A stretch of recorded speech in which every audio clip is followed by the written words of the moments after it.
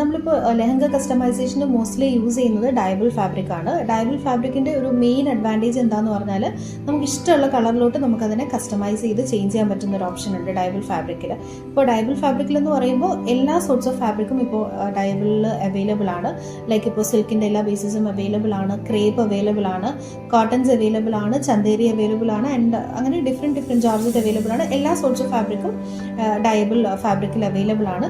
So ഡയബിൾ ഫാബ്രിക്കിൽ dye ചെയ്ത് ഇഷ്ടമുള്ള കളറിലോട്ട് കസ്റ്റമൈസ് ചെയ്തിട്ടാണ് നമ്മൾ മോസ്റ്റ്ലി എംബ്രോയ്ഡറി വർക്കിനോട്ട് അത് എംബ്രോയ്ഡറി ബെഡിലിടുന്നത്.